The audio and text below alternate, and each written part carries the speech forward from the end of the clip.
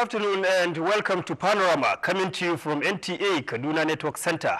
I am Suleiman Abdullahi Rigachku. In the package, President Muhammadu Buhari makes a case for Nigerians' right to utilize nuclear energy for development as he attends nuclear summit in Washington, D.C. Nigeria and the United States Commission strengthen bilateral relations for their mutual benefit. Plus, Minister for Information and Culture Lai Mohammed says there is no rift between the executive and legislature. This and others shortly.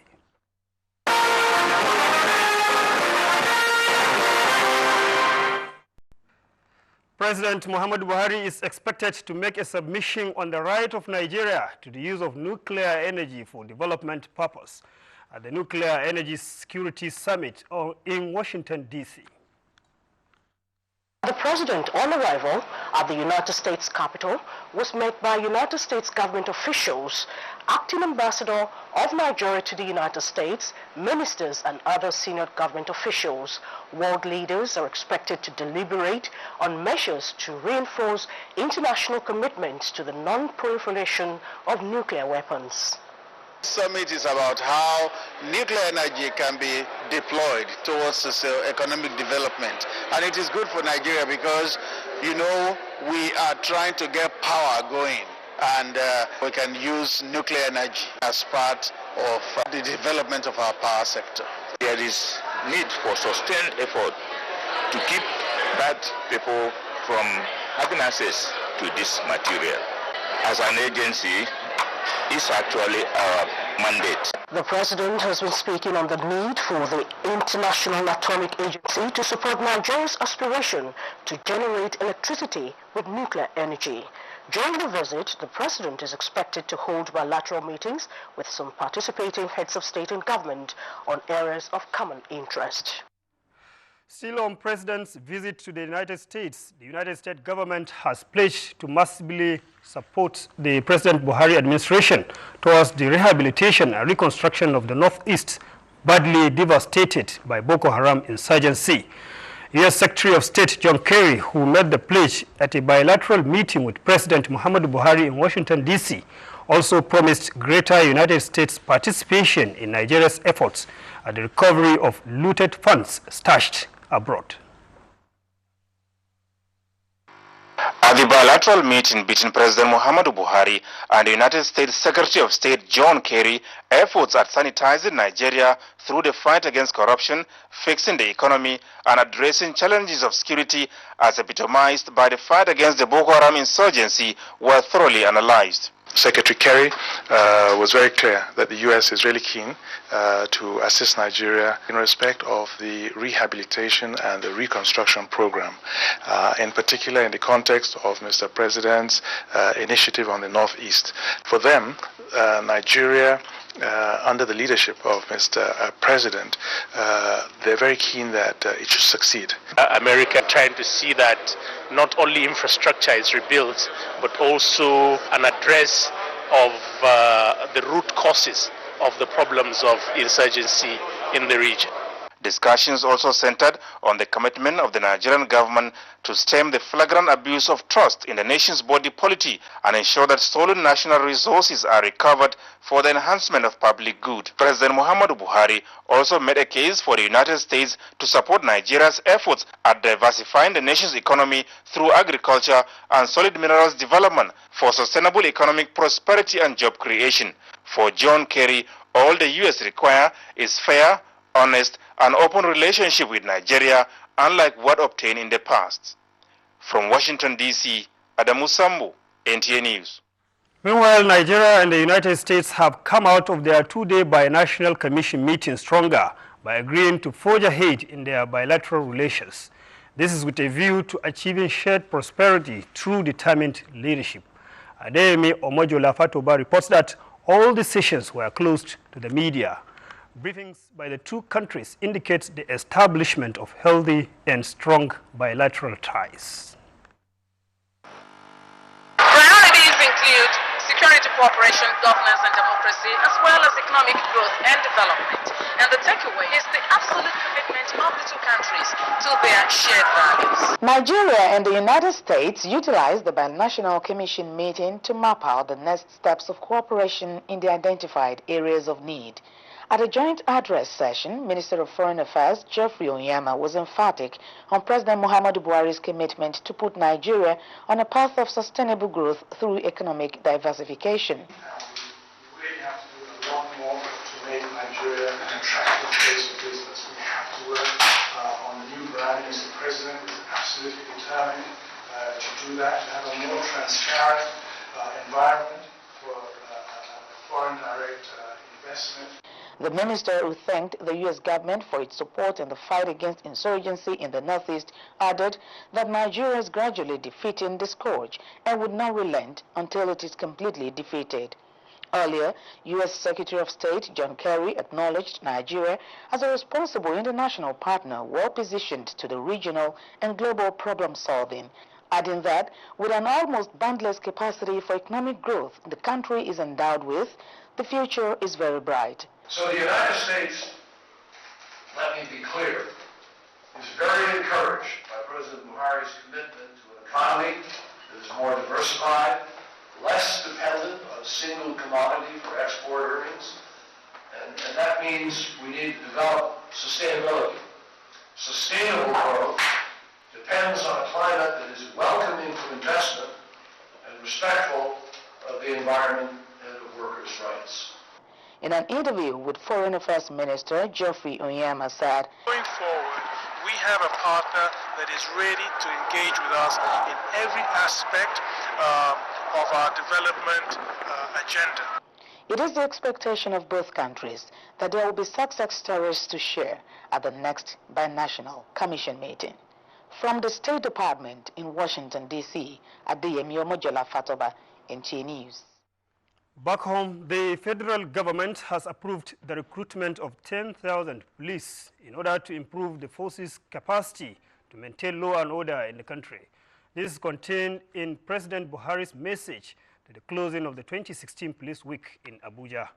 Represented by Interior Minister Abdurrahman Bello Dambazo, President Buhari restated federal government's resolve to enhance police service in the country. Details will come your way in our subsequent bulletin. Minister of Information and Culture Lai Mohammed says there is no disagreement whatsoever between the executive and the legislature on the 2016 budget, which has just been passed by the National Assembly. The minister dropped this hint when he visited corporate headquarters of the leadership newspapers as part of his continuous engagement with stakeholders in the media industry. Anthony Forsin reports. The minister described as untrue that the president refused to sign the appropriation bill passed by the National Assembly. There's absolutely no rift between the executive arm of government and the legislative arm of government. And it's not true that the president has refused to assent to the budget. The fact of the matter is that it is not even before him. Explaining further on the budget, Lai Mohammed said when eventually passed into law, it will lift millions of Nigerians out of poverty, enumerating the 6 focal areas of social intervention that are enshrined in the budget. The first compartment of it is the employment of 500,000 unemployed graduates. They will be employed, they will be trained, they will be deployed to teach in primary schools in rural areas. 2, there is the second tranche, which is the employment of 370,000 non-graduates. Talk about people with OND, artisans and technicians. The third tranche, provision targeting 1 million people. These are largely going to be farmers, there will be market women, there will be traders, and there will be entrepreneurs. They will be given training in financial management and they will be given loans, to start up their businesses. The fourth tranche of this is the 1 meal a day. The idea is that all pupils in primaries 1 to 3 all over the country will be provided 1 meal a day. It's not only going to encourage school enrollment, is also going to become a catalyst for agriculture, to become a catalyst for employment. Because when you target 4.5 million students a day, even if they are taking just 1 egg a day, and about 4.5 million eggs. The fifth tranche of it is what you call the conditional cash transfer, which again has been largely misunderstood. Cash transfer is not meant for unemployed graduates. Cash transfer is meant for the most vulnerable Nigerians. And who are these vulnerable Nigerians? They are largely widows, aged people, disabled people, and women. And we are working closely with the Bill Gates Foundation, the World Bank, DFID, and other multinational companies that have done it before in other parts of the world. The minister also disclosed that the sum of 350 billion naira will soon be injected into the economy to enable contractors return to site on abandoned projects with timeline and targets on project delivery and job creation. Lai Mohammed restated that rather than give excuses, government is working round the clock to alleviate the pains of Nigerians. In Abuja, Anton Forson, NTA News. In the meantime, Minister of Information and Culture Lai Mohammed has challenged resident information officers RIOs attached to ministers, departments and agencies to see their role as critical in ensuring that they fill the gap in the information gathering and dissemination chain.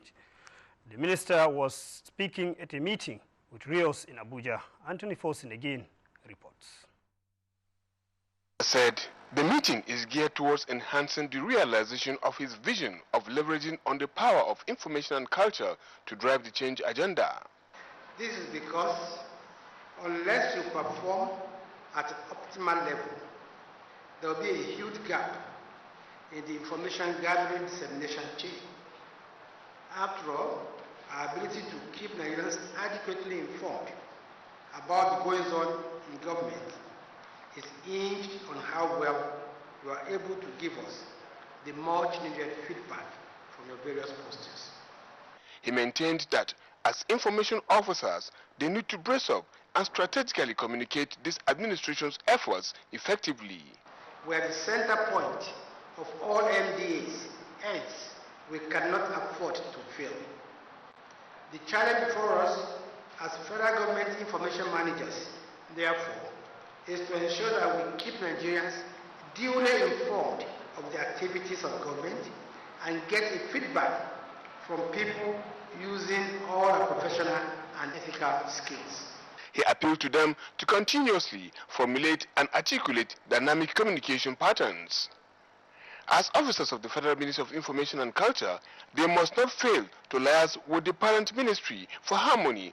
You are specially trained and oriented to perform the onerous function of facilitating the dissemination of factual, accurate, and timely information about government to Nigerians. In Abuja, Anthony Forson, NTA News. News Panorama continues shortly. Please stay with us. You hear a bomb explosion or gunshots of an active shooter. That might be a terror attack. At such times, always remember 3 action words. Run, hide, report. Don't try to run towards the terror scene to save the situation, because there might be a second bomb blast or another attack. Run far away and take cover. Make sure you are safe first. Yes, it is in our nature to sympathize over the hurt, but remember, only trained personnel can help in such situations. When in a secured environment, promptly call relevant authorities and help will come. For anonymous reporting, call 09630-3250-5 or 0813-2222-106. If you see something, say something. Nigeria unite against terrorism. This message is brought to you by the Federal Ministry of Information and Culture.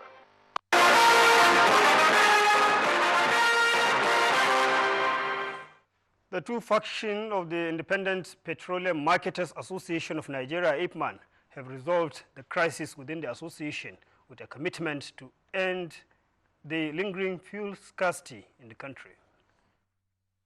This followed the intervention by the Minister of Petroleum Resources, Dr. Emmanuel Ibekachuku, and the constitution of a 14-man committee to restore peace to the association. The minister noted that as critical stakeholders in the downstream subsector, IPMAN is central and must work as a united entity with relevant agencies. IPMAN National Secretary Danladi Pasali expressed the association's resolve to collaborate with government towards ensuring that the nation is wet with the product within the next 2 weeks. Agency and parastatals to make sure that present fuel scarcity will become a thing of the past. A team set up by government on resettlement and needs assessment of internally displaced persons in the Northeast has submitted its report. The outcome of the assessment is expected to serve as the tool for a coordinated implementation of programs by government and development partners to bring peace to the Northeast. State House correspondent Jide Onifade reports. This was the event in January this year where the group received its mandate to look into areas of peace building and social cohesion, infrastructure and social services, and economic recovery of victims of insurgency in the northeast Nigeria. 2 months after, they returned to give report of their assessment of the situation in the affected states of Adamawa, Borno, Bauchi, Gombe, Taraba, and Yobe. The process, as explained by the team, includes data collection from past and ongoing intervention by the federal, state, and local governments, and filling the gaps that exist. Showing us what the damages are, it's showing us what the needs are, and it's going to help in planning, in sequencing the interventions that will be provided in the Northeast as part of the recovery process. At this workshop, detailed scrutiny of the assessment will be done to examine which aspect will take a lead for implementation based on resources available. We are very satisfied with the way this has been put together, and also with the leadership that we have seen from the federal government, the Vice Presidency office, and also from the different states. They have all been involved in this exercise. The way forward is on how to translate these findings, these recommendations into an action plan. And we are optimistic that at the end of this report, something very good will come to the people of Borno State, to the people of the entire Northeast sub-region and Nigeria in general. The recovery and peace building assessment is an aspect of the resettlement efforts by the federal government, supported by the development partners. This is an enormous task, and so also is the commitment by the federal government to ensure that peace return to every corner of the country. In Abuja, Jide Onifade, NT News. The Commandant Armed Forces Command and Staff College Jaji Air Vice Marshal Suleiman Abubakar Dambo has charged the 102 participants of Exercise Husky View to be proactive in combating security challenges facing the nation. He stated this at the flag-off of the exercise at the Armed Forces Command and Staff College Jaji Kaduna. Muhammad Lol Baba reports. The Commandant said the multi-training named Exercise Husky View is a platform geared towards cross-fertilization of ideas among stakeholders from the military, paramilitary, and the media to collaborate in developing sustainable resolution of crises and conflicts, as well as management mechanisms, especially as the country is facing various security challenges. The whole nation depends on what we play as security agencies in addressing the menace of all the security challenges we have in this country. Air Vice Marshal Suleiman Dambo noted that the objective of the exercise is to broaden the knowledge of participants on military operations with emphasis on internal security and counter-insurgency operations. The participants were drawn from sister security agencies and some countries, as well as students of senior course 38 of the college. In Kaduna, Muhammad Lawal Baba, NTA News. Former President Olusegun Obasanjo has suggested the installation of standard firefighting equipment in major markets across Nigeria. The former president was speaking in Kano while on sympathy visit to Governor Abdullahi Umar Ganduje over the fire outbreak which gutted the biggest market in Kano. Abdullahi Mustafa reports. Recent fire outbreak at the Muhammad Abubakar Market, Sabongari, Kano, has been rated as the biggest market fire disaster in Nigeria. The inferno, which lasted more than 30 hours, gutted about 4,000 shops and branch of a commercial bank. Also, it has been estimated that the 18,000 affected traders have lost billions of naira worth of cash and goods. The incessant fire outbreaks in markets and the colossal loss being incurred by traders have become a source of concern to the government and people of Kano State. This informs the constitution of a judicial commission of inquiry into the causes of such incidents. Also, former President Olusegun Obasanjo, while in Kano on a sympathy visit, suggested the installation of standard firefighting equipment in all major markets across Nigeria.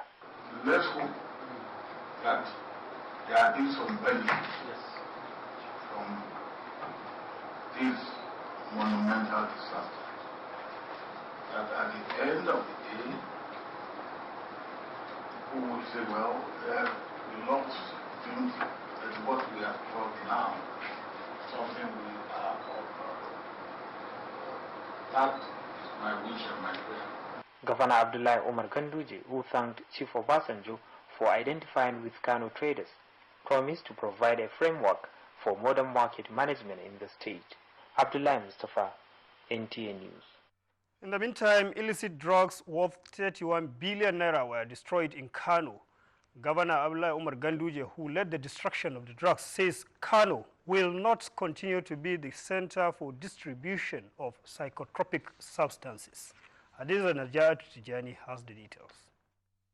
Drug abuse has been the bane of Nigeria's development, and this has informed the establishment of agencies to fight the menace. The recent seizure by the Kano Police Command is therefore in line with the directive of Governor Abdullahi Umar Ganduje. Drugs and intoxicants intercepted include 8,974 cartons of hard drugs, 2,818 bags of Indian hemp, 3,134 bags of lizard droppings, 11,399 bottles of Spirogyra, and 1,259 cartons of rubber solution. Governor Abdullahi Umar Ganduje, who led the destruction of the substances, pledged to collaborate with security agencies to tackle the menace. This action of today has shown the seriousness of the police command in Kano State, and also has shown the seriousness of Kano State government.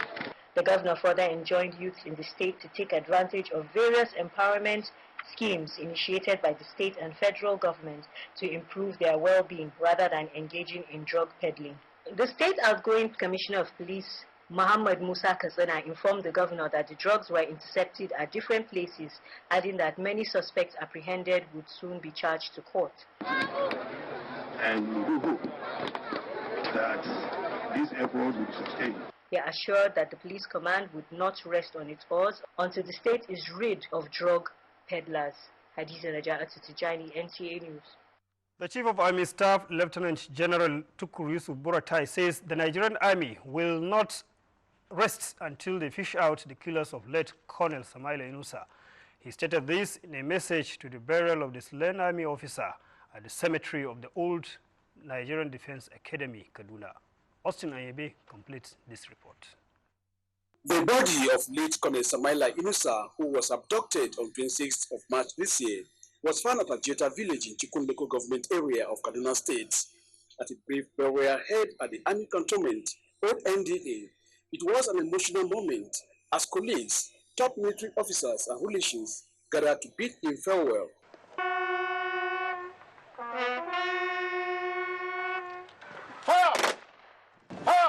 Chief of Army Staff, represented by Major General Ado Abubakar, paid glowing tribute to the slain officer, but said everything will be done to get the killers and bring them to justice. The Nigerian Army is really mourning the death of one of us who has really served this country greatly, and we are not really happy the way he died. But by the grace of God, we will find whatever happened and see to the end of it all. The Commandant Nigerian Army School of Infantry, Major General Kasim Abkarin, described late Colonel Samaila Inusa as a dedicated and gallant officer. The lesson we have learned from here is for us to be very cautious. We should take our personal security very seriously. Family members in their tribute said the deceased will be missed for his love and generosity. Really talk about it. The one we know and the one we didn't know. The woman meant that if you want to do something, you didn't seek for somebody advice when you want to give something to somebody. You do it with his heart. In Kaduna, Austin Anyebe, NT News. And with that report, we call it a day on today's edition of the program. Join us in the next edition of News Panorama. Good afternoon.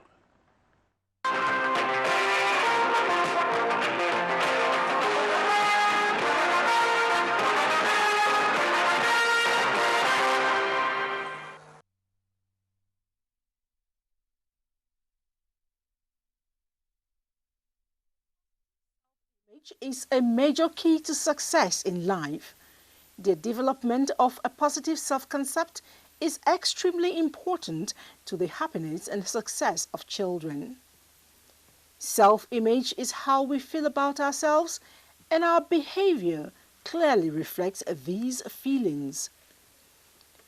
A child with a positive self-image will have the following characteristics: act independently, assume responsibilities, take pride in accomplishment, tolerate frustration, attempt new tasks and challenges, handle positive and negative emotions, offer assistance to others.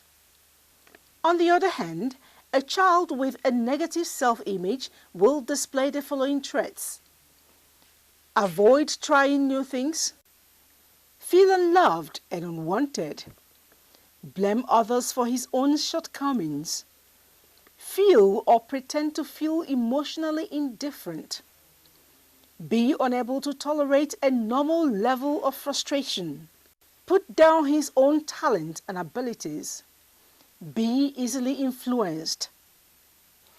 Negative self-image or low self-esteem in children tends to be related to physical punishment and withholding of love and affection by parents. Children with negative self-image rely on coping strategies that are counterproductive, such as bullying, quitting, cheating, and avoiding, to mention but a few. Although children will display some of these behaviors at times, negative self-image is strongly indicated when these behaviors appear with regularity. Parents, more than anyone else, can promote a positive self-image in their children. These they can do through words and action. As a parent, when you feel good about your child, mention it. Be generous with praise. Teach your child to practice making positive self-statement. Self-talk is very important in everything we do. Psychologists have found out that negative self-talk is responsible for depression and anxiety. As parents, avoid criticism that takes the form of ridicule and shame. Use I statements instead of you statements. For example, say, "I would like you to keep your clothes in the drawer or closet, not lying all over your room," instead of saying, "Why are you such a lazy bone? Can't you take care of anything?" It is important that our children develop a positive self-image early in life so that they do not grow up discouraged, frustrated, and depressed, becoming a pain in the neck and failure to themselves and the society. I can be what I want to be.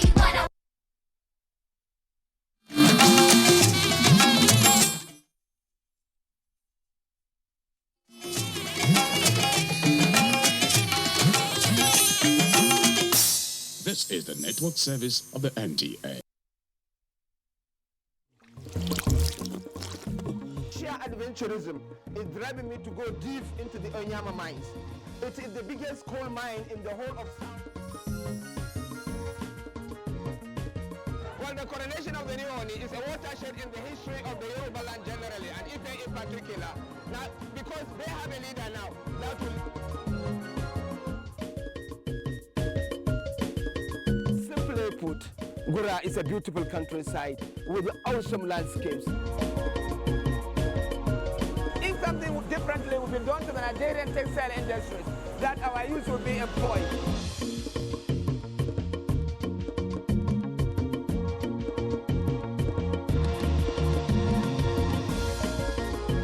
Many people that attend the church here can tell you. Service in Olia Rosa is in We are taking a canoe tour of the communities on the bank of River Niger in Getso.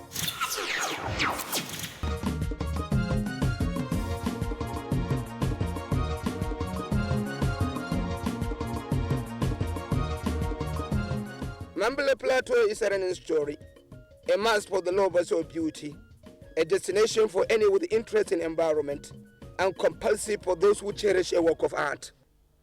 The plateau is also a gold mine for a nation in search of economic diversification and wealth creation. Mambilla is a dream country that is yet to come into the full light of global interest.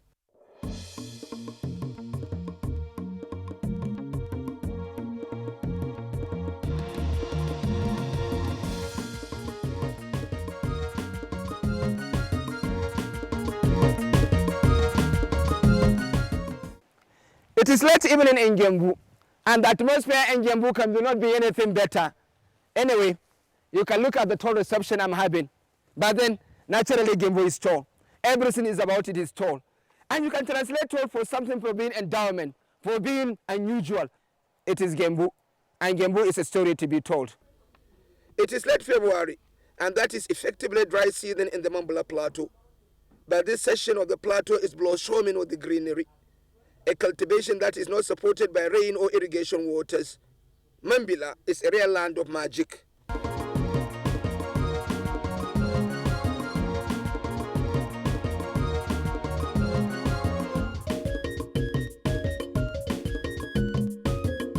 Well, Nigeria is one such beautiful country, but you need to appreciate what Nigeria is made of when you come to some of the rarest places in this nation, the Mambilla Plateau.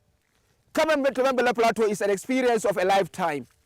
You will love the weather, you will love the environment, you will love the people. And then Mambilla Plateau holds a lot of things that no other country in West Africa holds. You can look at that background, that environment.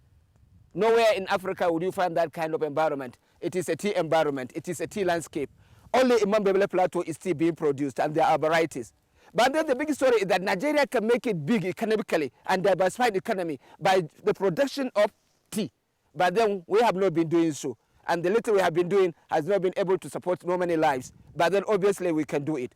But we are Mambilla Plateau. We are going to explore all the possibilities that are there in tea production and see what Nigeria can make out of it. It's a beautiful land, a beautiful people, and we are here with our camera. Experts tell stories of capacity for large-scale production to support export and domestic tea and coffee requirements. This idea becomes more attractive when it is noted that coffee is Kenya's major export commodity and revenue earner. Nigeria has a chance to become a big tea country.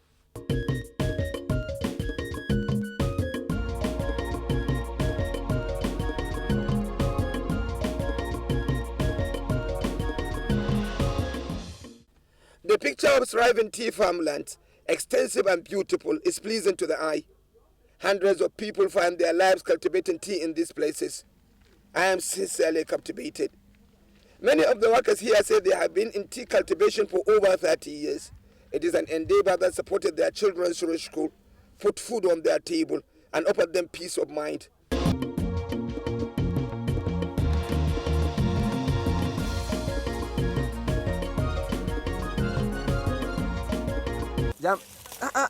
I can see you are working. For how long have you been working in the tea here?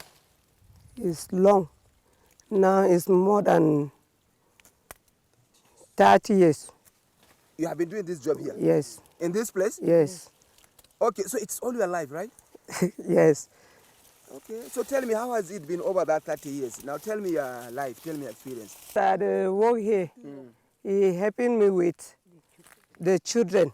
If I get money, I go send my children into school, pay school fees, buy clothes, buy oil, helping me with buying something to eat. So for 30 years, that's what you have been doing? Yes, I send my children them into school.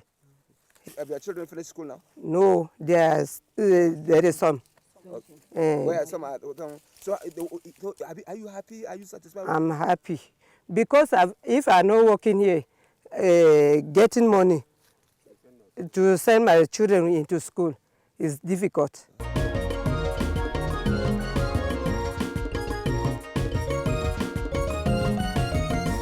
For how long have you been working here? It's almost 30 years.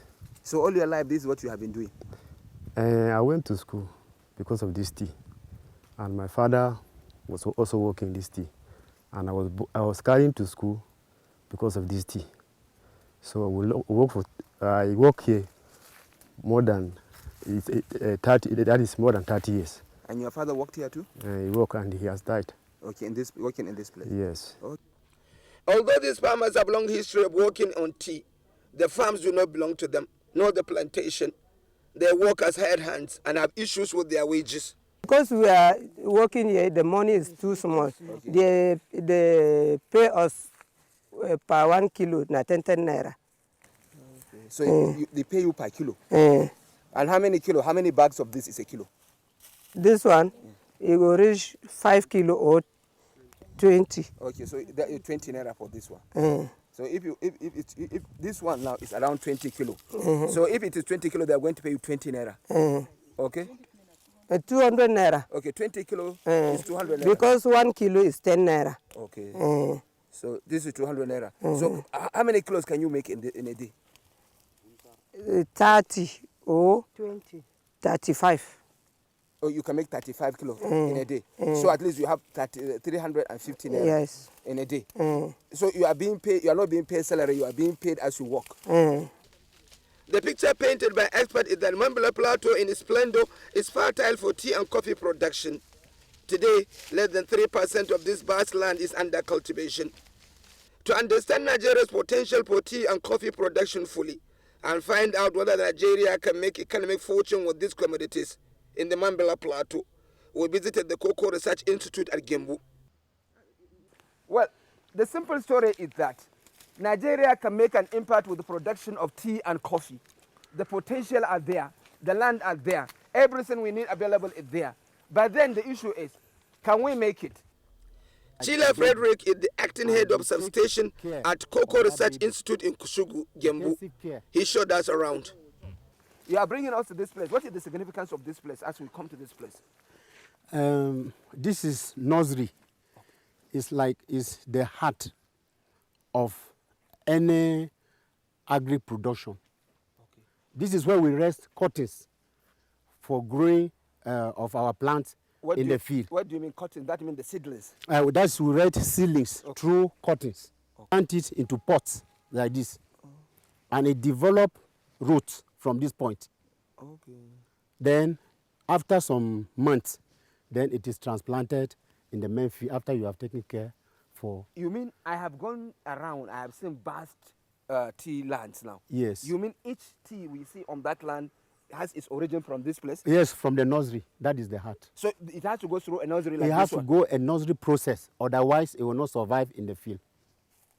Okay, so that is the natural way of planting it? Of planting it. You first of all raise the seed, the seedlings in the nursery.